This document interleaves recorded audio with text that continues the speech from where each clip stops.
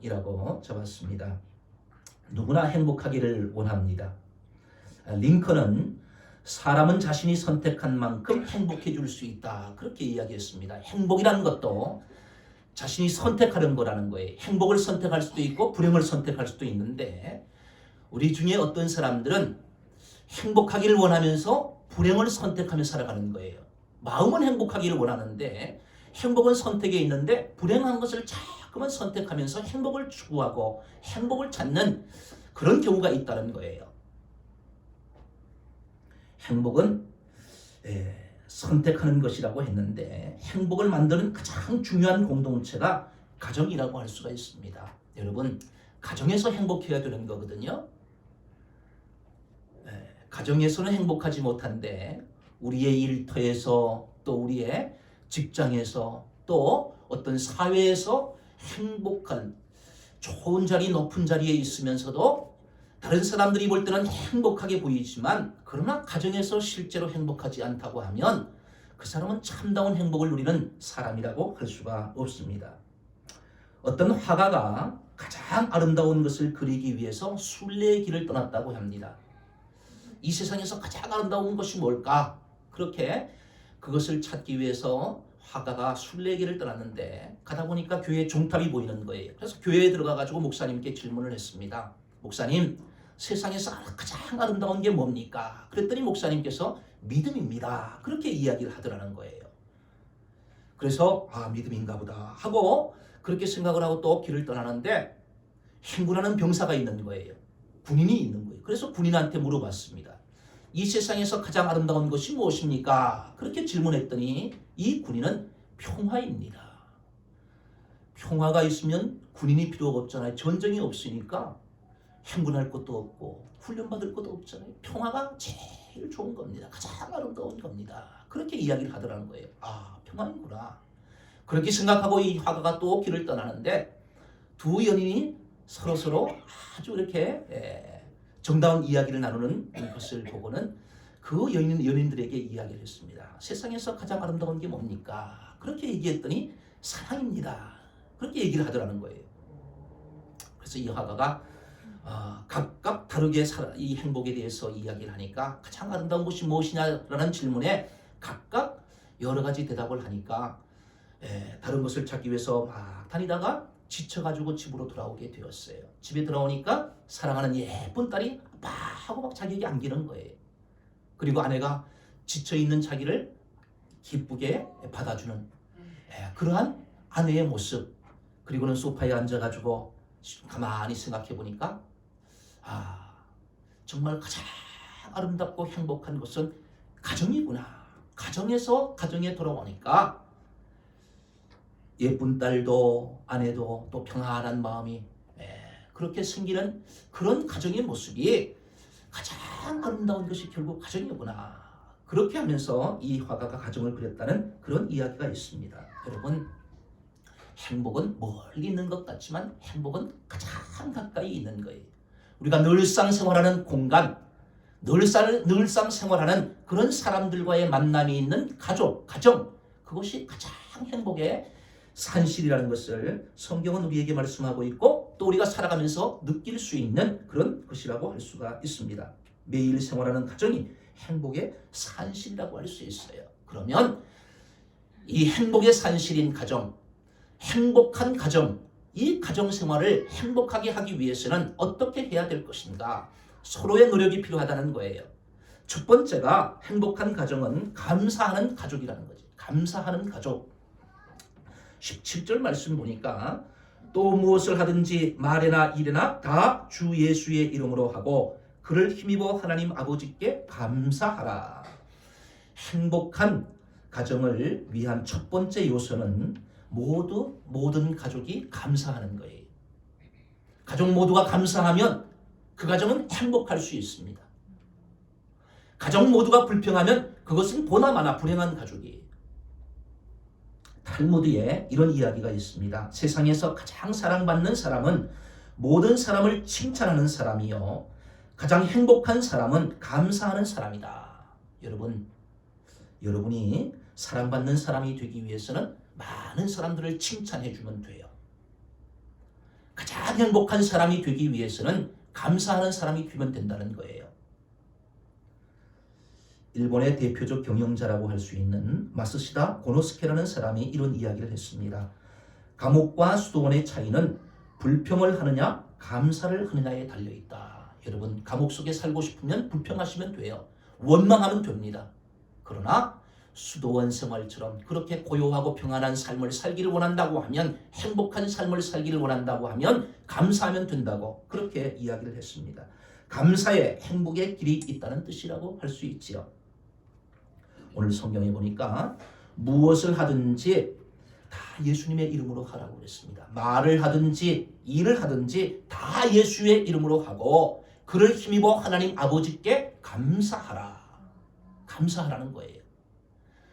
일을 할 때나 말을 할 때나 무엇을 하든지 다 예수의 이름으로, 예수님을 위해서 그렇게 하고, 그리고 감사하지 못하는 불평과 원망의 조건이 생길 때 그를 힘입어, 예수님을 힘입어서 하나님 아버지께 감사하라. 여러분, 우리가 살아가면서 감사할 수 없는 그런 환경들이 주어지잖아요. 이 코로나 사태가 발생했는데 감사할 수 없잖아요. 마음껏 활동할 수도 없고 여러 가지 제약 조건이 있으니까 원망하고 불평할 수 있는 그런 환경이지만, 그럼에도 불구하고 감사해야 된다는 거예요. 감사도 능력이 있어야 할 수 있습니다. 감사의 능력이 있어야 되는 거예요. 예수님의 능력을 받아야 감사할 수 있습니다. 감사한 일이 있어도 감사하지 못하는 사람이 있어요. 그런 사람들은 감사하는 능력이 없기 때문에 그렇습니다. 반대로 원망하고 불평할 수 있는 환경에서 감사하는 사람이 있습니다. 이런 사람들은 감사의 능력이 있기 때문이라는 거지요. 감사에도 능력이 필요합니다. 이제 우리 교회에서 생명의 삶, 기도의 삶, 변화의 삶을 공부했잖아요. 이제 앞으로 코로나 사태가 좀 잠잠해지고 교회에서 식사하고 이제 삶 공부를 하게 될 텐데, 우리 교회에서 감사의 삶을 할 겁니다. 감사의 삶. 행복하기 위해서는 감사해야 된다고 하니까, 이 감사도 능력이 필요하다고 하니까 감사도 훈련하면 된다는 거예요. 불평하고 원망하는 사람들이 훈련을 통하여서 감사의 능력을 소유할 수 있다는 거예요. 그래서 우리가 이제 감사의 삶 공부를 하게 될 겁니다. 여러분들 나중에 감사의 삶 공부가 개설이 되면 다 수강 신청을 하셔요. 그래서 감사하는 사람들로 변화되면, 그러면 우리가 행복한 사람이 될 수 있다는 거지요. 가장 먼저 감사해야 할 대상은 하나님 아버지십니다. 하나님 아버지께 감사하라 그랬잖아요. 왜냐하면 하나님 아버지께서 우리에게 가정을 주셨고, 하나님 아버지께서 예수 그리스도를 이 땅에 보내어 주셔서 죄인된 우리를 의인으로 만들어 주시고 하나님을 아버지로 부를 수 있는 그런 자격을 우리에게 주신 분이 하나님이시기 때문에 그래요.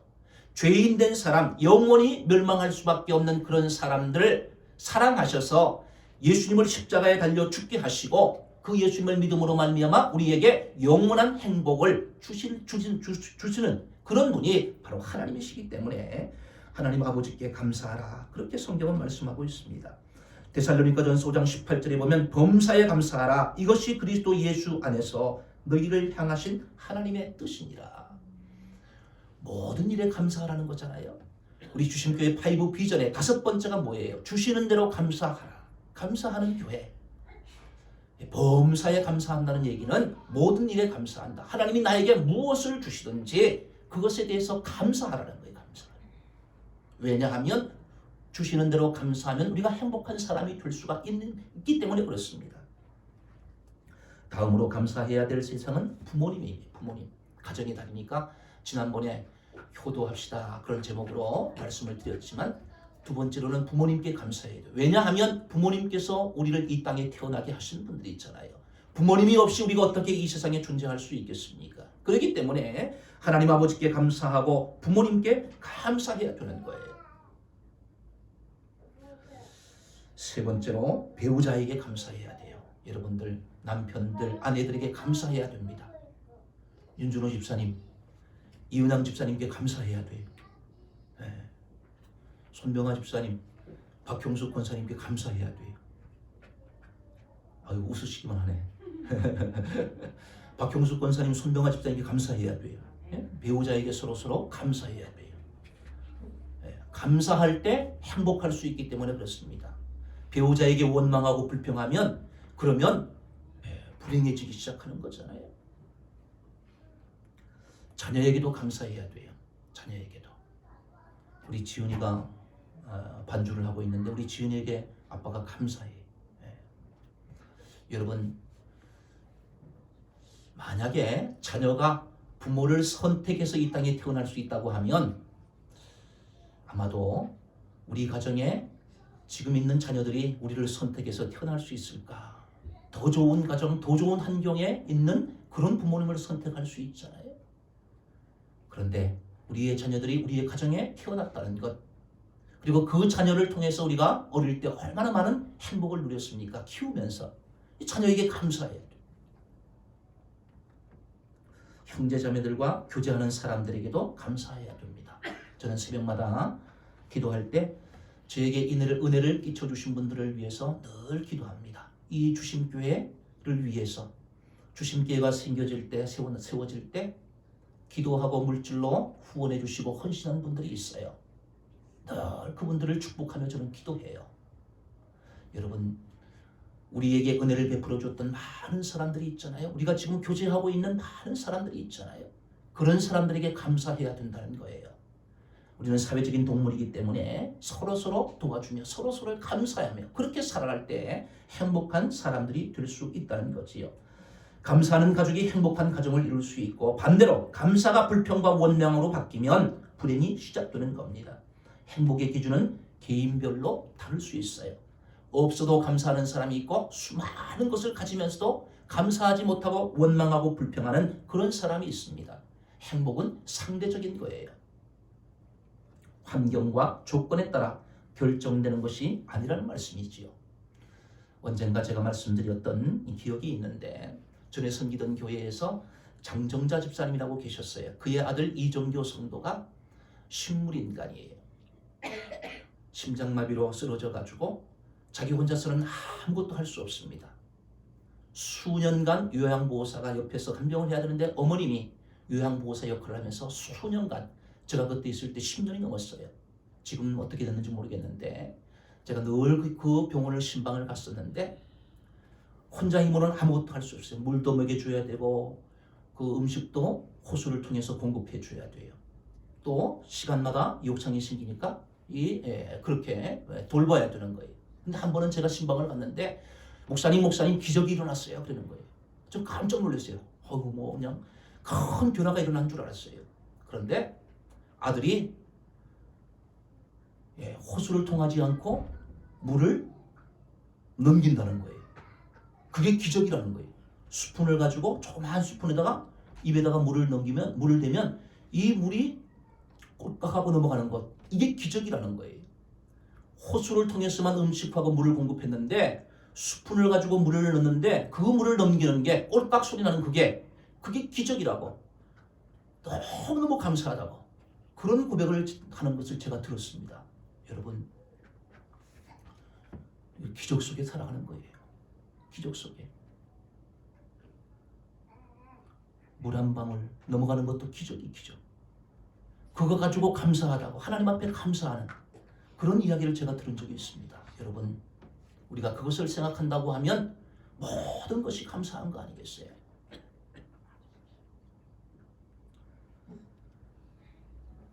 행복한 가정의 두 번째는 배려하는 부부입니다. 배려하는 부부. 18절과 19절 말씀해 보니까, 아내들아 남편에게 복종하라. 이는 주 안에서 마땅하니라. 남편들아 아내를 사랑하며 괴롭게 하지 말라. 두 번째, 행복한 가정의 두 번째는 부부간에 서로 배려해야 된다는 거예요. 어떻게 배려해야 되느냐? 아내들에게 먼저 말씀하는데, 아내들은 남편에게 복종해야 된다는 거예요. 남편들은 아내를 사랑하며 괴롭게 하지만은, 그렇게 서로 배려하는 부부가 될 때 행복한 가정이 될 수 있다는 겁니다.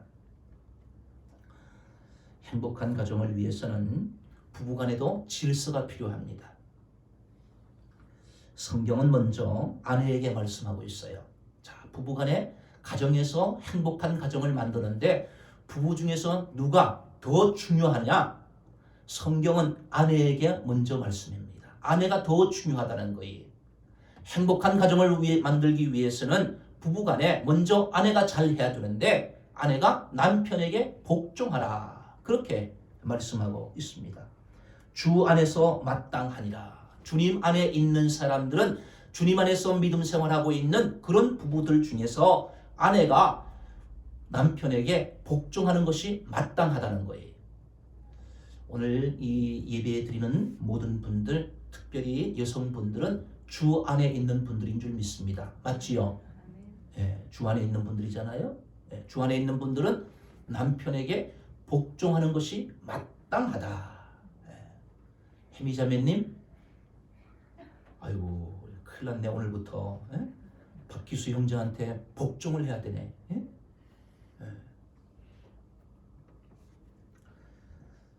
요즘 시대에 남편에게 복종하라고 그렇게 말씀드리면 여성들이 동의하지 않아요. 거부감이 생길 수 있습니다. 왜냐하면 남녀 평등 시대라고 하잖아요. 남자 여자가 인격적으로 동등한데 어떻게 복종하냐? 요즘에는 여성 상위 시대라고 하잖아요. 여성들이 더 지위가 향상되어 가지고 남자들이 길을 못 펴고 살아가는 그런 시대가 되어가고 있지 않습니까? 그런데 어떻게 남편에게 복종하라고 성경이 말하느냐? 거부감이 생길 수 있어요. 인권과 인격적인 면에서는 남녀가 동등하지만 가정의 질서를 위해서는 아내가 남편을 먼저 존중해야 된다고 성경이 말씀하고 있습니다. 가정의 질서가 무너지면 행복할 수 없기 때문입니다. 남편의 역할과 아내의 역할이 다르듯이 가정에도 역할에 따라서 질서가 필요한 것입니다. 여러분, 아내가 남편을 가정에서 무시하면 자녀들이 아빠를 무시하게 돼요. 그러면 가정에서 길을 못 펴는 남편이 나가서 길을 못 펴게 되는 거예요. 그러면 다른 사람들에게 무시당하면서 그렇게 살아가는 남편이 될 수 있어요. 그러면 여러분, 다른 사람들에게 무시당하는 남편하고 사는 아내, 그거 존중받는 아내입니까? 아니잖아요. 남편이 높아지고 남편이 존중받을 때 아내도 같이 높아지는 것 아니죠. 그렇잖아요. 부부이기 때문에. 그런데 내가 남편을 무시하고 내가 남편을 멀시하고 내가 남편을 깔보고 그렇게 하면 가정에서도 존중받지 못하고 그런 남편들이 외부에 밖에 나가서도 존중받지 못한다고 하면 결국 존중받지 못하는 남편하고 사는 나는 똑같이 존중받지 못하는 아내가 될 수밖에 없다는 거예요. 그렇기 때문에 우리 아내들은 남편에게 복종하고 남편을 존중하고 남편을 위해주고 남편을 높여주는 그러한 아내들이 될 것을 성경이 말씀하고 있습니다. 다음으로 남편은 아내를 사랑하며 괴롭게 하지 말아야 한다고 성경은 말씀합니다. 아내를 사랑하되 예수님께서 교회를 사랑하고 교회를 위하여 자신을 주심같이 하라고 말씀하고 있습니다. 에베소서 5장 25절에 보면 남편들아 아내 사랑하기를 그리스도께서 교회를 사랑하시고 그 교회를 위하여 자신을 주심같이 하라. 남편들은 이렇게 존중받고 아내가 복종해주는 그러한 존중받는 남편들은 아내를 어떻게 해야 되느냐? 사랑해야 된다는 거예요. 괴롭게 하지 말아야 된다는 거예요. 그런데 예를 들어서 말씀하기를 그리스도께서 교회를 사랑하신 것 같이 그리스도께서 교회를 위해서 자신을 내어주신 것 같이 생명을 내어주신 것 같이 그렇게 아내를 사랑하라. 남편들은 그렇게 아내를 사랑해야 된다는 거예요. 자기의 생명처럼 사랑하고 또 오늘 말씀처럼 아내를 괴롭게 하지 말아야 된다. 그렇게 성경은 우리에게 구체적으로 말씀하는 것을 볼 수가 있습니다. 제가 언젠가 전에 섬기던 교회에서 신방을 갔습니다. 신방을 갔는데 그 집사님이 그 당시 집사님이셨는데 집사님이 남편 흉을 보시는데 자기가 결혼한 이후에 남편으로부터 단 한마디도 칭찬받는 말을 못 들었다는 거예요. 반찬을 맛있게 해놓으면 맛있다, 고맙다 이렇게 얘기하면 얼마나 좋아요. 단 한 번도 정말 못 들어봤다는 거예요. 그리고 남편이 자기를 트집잡기 위해서 있는 사람처럼 그렇게 생각이 된다는 거예요. 사사건건 못하는 것만 지적하고 그렇게 하니까 남편이 너무 싫다는 거예요. 너무 밉다는 거예요. 어떻게 그런 남편을 사랑할 수 있겠어요? 그죠? 사사건건 뒷심만 잡고 사사건건 못하는 것만 자꾸만 지적하고 말로 상처를 주고 가슴에 아주 아픈 상처를 그렇게 남기는 남편 싫다는 거예요. 같이 살기 싫다는 거예요. 이해가 되겠더라고요. 이해가 되겠어요.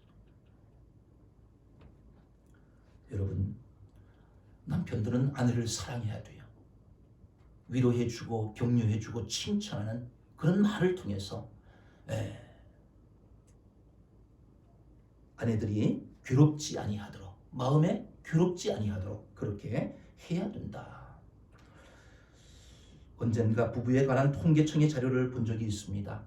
다시 태어나도 지금 배우자와 결혼하겠습니까? 라는 질문을 했다고 해요. 오늘 제 아내한테 이거 질문하면 어떻게 할지 겁이 나는데, 다시 태어나면 뭐 이런 일은 없겠지만 다시 태어나면 지금 살고 있는 남편과 다시 결혼하겠습니까? 그렇게 질문했더니 남자는 43.6%가 하고 싶다. 그렇게 대답을 했다는 거예요. 자, 똑같은 질문을 여자들에게 했는데 44.8%가 해도 되고 안 해도 된다. 남편에 대해서 만족하지 못하다는 뜻이에요. 이 남편들 회개해야 되는 거잖아요. OECD 회원국 중에 우리나라가 이혼율 1위라고 합니다. 이혼부부 5쌍 중 한 쌍이 대화 단절을 파경의 이유로 꼽는다고 해요. 대화가 없다는 거예요. 노부부가 사이가 서로 틀어져가지고 7년 동안 대화를 하지 않고 메모지에다가 이야기하고 싶은 메모지 써가지고 서로 교환을 했대요. 7년이나 말 한마디 하지 않고. 야, 어떻게 그렇게 살 수 있을까 싶으네. 근데 결국 이 부부가 나중에 황혼 이혼을 했다고 해요. 7년 동안 말하지 않고 메모지를 가지고 쪽지를만 가지고 서로 전달하면서 대화를 했던 이 부부가 결국은 이혼을 했다는 거예요. 대화가 단절되면 정이 떨어지게 되어 있는 거잖아요. 통계에 의하면 부부 3쌍 중 한 쌍은 하루 30분도 대화를 나누지 않는다라고 했습니다. 대화 시간은 결혼 기간이 길수록 짧아진다고 합니다. 뭐 마음 서로 아는데 뭐 말이 필요하냐 이렇게 하잖아요. 대화가 그만큼 단절이 된다는 거잖아요. 부부관계를 연구해온 미국 워싱턴 대학의 심리학 교수인 존 카트맨 박사가 35년간 3,000쌍의 부부를 연구했다고 합니다. 그런데 부부 대화 패턴이 부정적인 부부가 이혼으로 가는 확률이 94%가 되었다고 해요. 대화를 하는데 서로 부정적인 그런 대화를 하는 부부는 결국 이혼하게 되더라는 거예요. 94%가 그렇게 되더라. 통계적으로 그렇게 한 것을 보았습니다. 영국 축구의 프리미어리그 맨체스터 유나이티드 맨유의 알렉스 퍼거슨 감독이라고 있습니다. 72세로 은퇴를 했는데 이분은 21세기 최고의 감독으로 선정될 정도로 최고의 축구 감독입니다. 근데 이분이 더 오랫동안 할 수 있었음에도 불구하고 그가 은퇴를 하게 됩니다. 은퇴를 하는 이유가 뭐냐 하면 47년 전 결혼한 이후에 가족을 위해서 평생을 바친 아내와 더 많은 시간을 보내기 위해서 은퇴한다. 그렇게 하면서 은퇴를 했다고 해요. 토마스 카를라일이라는 사람은 아내의 묘비에 이런 글을 남겼습니다. 40년 동안 아내는 나의 진실한 친구였다. 남편이 하는 일이면 무슨 일이든 그 말이나 행동으로 걱정을 끼친 일이 없었다. 그녀를 잃은 나는 생의 빛을 잃은 것처럼 캄캄했다. 아내를 사랑하는 남편의 마음이 담겨있는 그런 표현이라고 할 수가 있지 않습니까? 여러분, 서로 배려하는 부부가 행복한 가정을 만들 수 있어요. 가정이 행복하기 위해서는 먼저 부부가 행복해야 됩니다. 부부가 행복하면 자녀들도 행복할 수 있으니까. 그리고 그 부부 중에 아내가 먼저 해야 된다. 남편에게 복종하고 남편은 아내를 사랑하며 괴롭게 하지 않도록 그렇게 해야 될 것임을 성경은 우리에게 말씀하고 있습니다. 세 번째로 행복한 가정을 위해서는 효도하는 자녀가 되어야 합니다. 20절 말씀, 자녀들아 모든 일에 부모에게 순종하라. 이는 주 안에서 기쁘게 하는 것이니라. 어버이 주일에 제가 이미 설교를 했던 내용인데 잠언서 3장 17절에 보면 아비를 조롱하며 어미 순종하기를 싫어하는 자의 눈은 골짜기의 까마귀에게 쪼이고 독수리 새끼에게 먹히리라. 부모에게 불순종하는 사람 이렇게 된다는 거잖아요. 에베소서 6장 1절부터 3절에 보면 자녀들아 주 안에서 너희 부모에게 순종하라. 이것이 옳으니라. 내 아버지와 어머니를 공경하라. 이것은 약속이 있는 첫 계명이니 이로써 내가 잘 되고 땅에서 장수하리라. 여러분, 행복한 가정이 되기 위해서는 자녀들이 부모님께 순종해야 돼요. 효도하는 그런 자녀가 될 때 그 가정은 행복한 가정이 될 수 있습니다. 자녀가 부모를 무시하고 공경하지 않고 불순종하면 그러면 그 가정은 질서가 깨어지잖아요. 불행한 가정이 될 수밖에 없는 거지요. 십계명에도 내 부모를 공경하라 그렇게 말씀하고 있고 부모 공경이 복과 저주의 갈림길인 것을 성경은 우리에게 엄히 명령하는 것을 볼 수가 있습니다.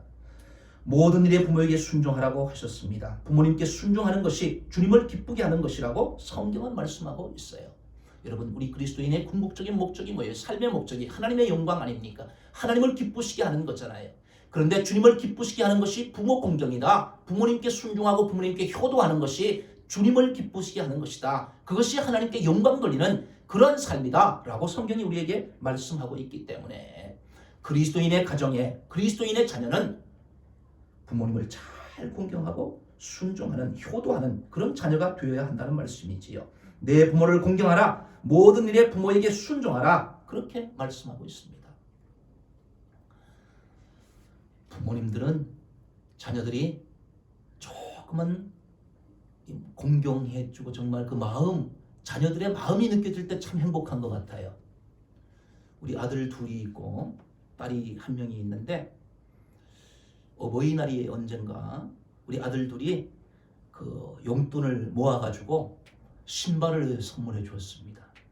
제가 운동을 하는데 그 운동화를 아빠가 필요한 것 같아가지고 용돈도 절약하고 이렇게 해가지고 신발을 선물해 주더라고요.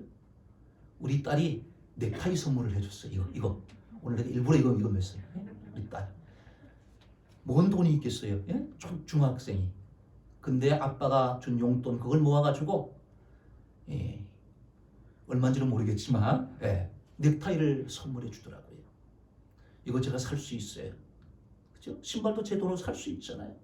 자, 그런데 그 마음, 부모를 공경하고자 하는 그 마음이 너무너무 고마운 거예요. 행복한 거예요. 자녀들이 부모를 그렇게 생각해 주는 게 그게 고마운 거예요. 부모 입장에서는 그게 행복이지 않습니까? 행복한 부모가 될 수 있는 거잖아요.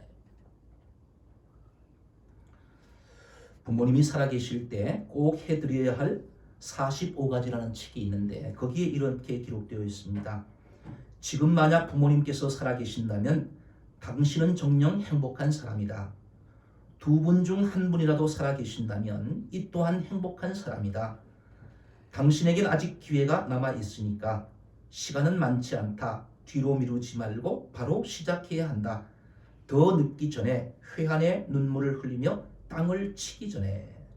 여러분, 혹시라도 부모님의 마음을 아프게 하고 부모님의 마음에 아픈 상처를 남겼던 그런 사람이 있으면 지금이라도 용서를 구하시기 바랍니다.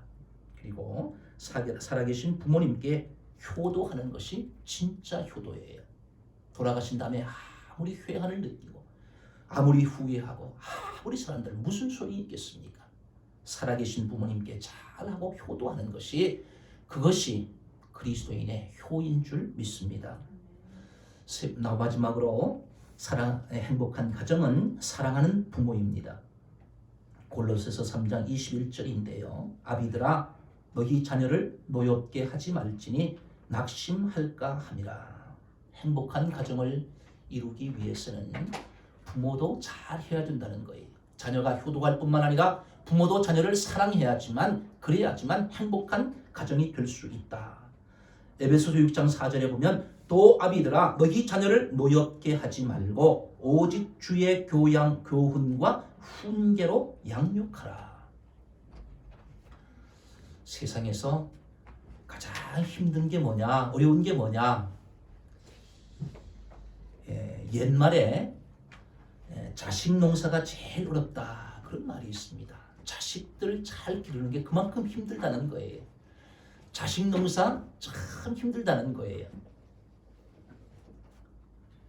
왜냐하면 부모가 원하는 대로 자녀들이 잘 안 자라줄 수가 있기 때문에 그래요. 부모는 이렇게 되기를 원하는데 자녀들은 그렇게 되지 않을 때, 그럴 때 참 어렵지 않습니까?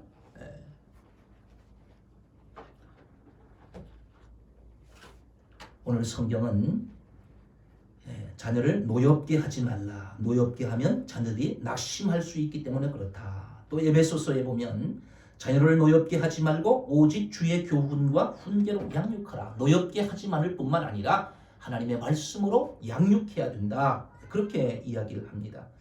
맹자는 이런 말을 했습니다. 자식을 서로 바꾸어 가르쳐야 한다. 역자교지라는 말을 했다고 해요. 자식을 서로 바꾸어서, 내 자식은 다른 친구가 기르든지 이렇게 해서 서로 바꾸어서 길러야지 된다는 거예요. 왜냐하면 자기가 기르다 보면 자녀를 분노케 하고 자녀를 노엽게 하는 그런 일들을 많이 하기 때문에 서로 자녀를 바꾸어서 그렇게 교육하는 것이 유익하다라는 말을 했다고 해요. 2012년 통계청 자료에 따르면 성인이 되어서도 자립할 능력이 없어서 부모에 얹혀 사는 캥거루족이 20대부터 40대까지 캥거루족이 100만 명을 넘어섰다고 합니다. 자녀들이 함께 결혼하지 않고 이제 집에 함께 사는 가정들이 많다는 거예요. 그러다 보면 여러 가지 갈등 요소들이 생기잖아요. 자, 이런 시기에 우리 부모들이 어떻게 해야 되느냐? 자녀들을 노엽게 하지 말고 그리고 사랑으로 길러야 된다라고 성경이 우리에게 말씀하고 있습니다. 슈바이처 박사가 성공적인 자녀 교육에 대해서 세 가지를 말해달라고 할 때 이렇게 말했다고 합니다. 첫째도 본복이요, 둘째도 본복이요, 셋째도 본복이다. 부모가 자녀를 양육할 때 본을 보여야 된다는 거예요. 내가 본을 보이지 않으면서 나중에 내 자녀들이 나에게 효도하기를 바란다는 것은 그것은 안 되는 거잖아요.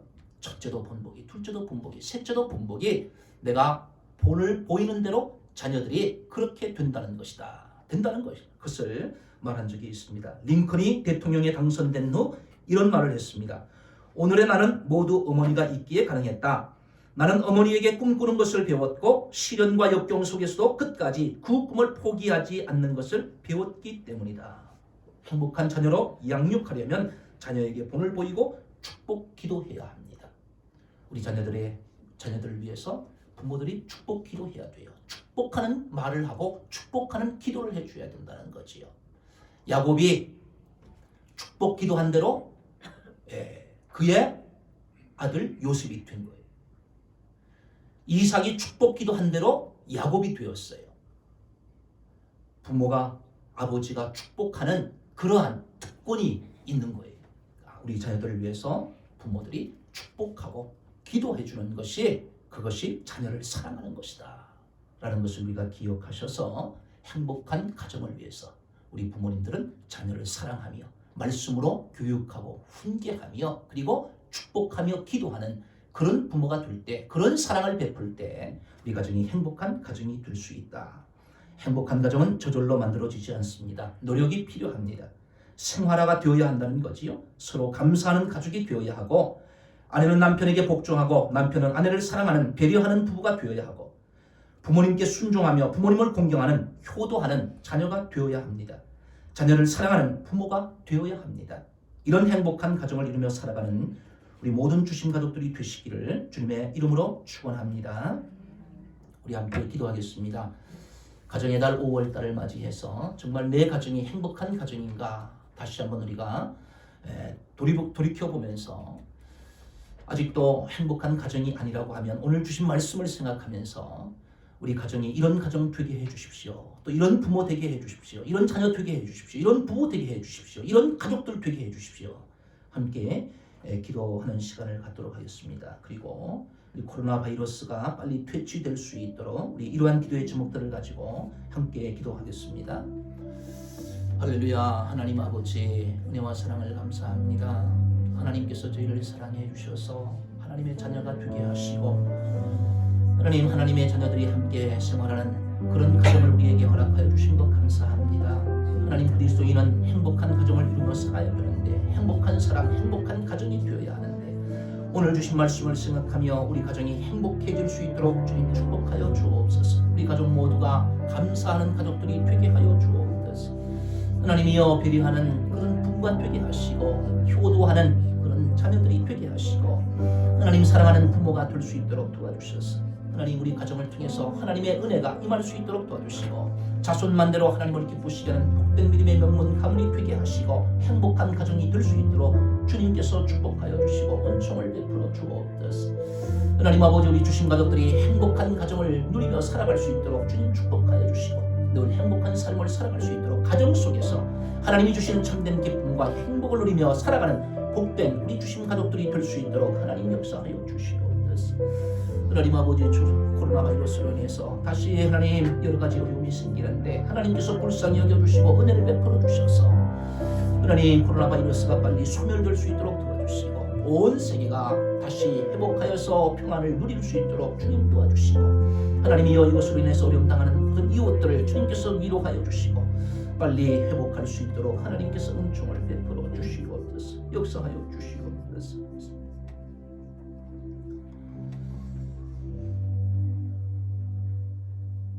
하나님 아버지, 은혜와 사랑을 감사합니다. 행복에 사시는 가정을 우리에게 허락하여 주신 것 감사합니다. 하나님께서 가정을 만들어 주시고 그 가정 안에서 행복하게 살기를 원하시는 그 하나님의 마음을 우리가 압니다. 하나님, 오늘 주신 말씀을 생각하면서 우리 가정이 행복한 가정이 되게 하시되, 가족 모두가 감사하는 가족들이 될 수 있도록 축복하여 주시고, 배려하는 부부가 되게 하시며, 효도하는 자녀들이 되게 하시고, 사랑하는 부모들이 될 수 있도록 도와주셔서 우리 가정을 통해서 하나님의 영광이 나타날 수 있도록 도와주시고, 자손만대로 하나님을 기쁘시게 하는 행복한 가정이 되게 하시고, 믿음의 명문 가문들이 될 수 있도록 축복하여 주시옵소서. 하나님의 코로나 바이러스가 빨리 소멸될 수 있도록 도와주셔서 하나님, 모든 사람들이 정상을 회복하게 하시고 안정된 삶을 살아갈 수 있도록 주님께서 축복하여 주옵소서. 한국교회가 하나님 신앙생활이 위축되지 않도록 도와주시고, 이럴 때일수록 깨어서 기도하며 잘 믿음으로 승리해 나갈 수 있도록 축복하여 주시옵소서. 감사하오며 예수님의 이름으로 기도하옵나이다. 아멘.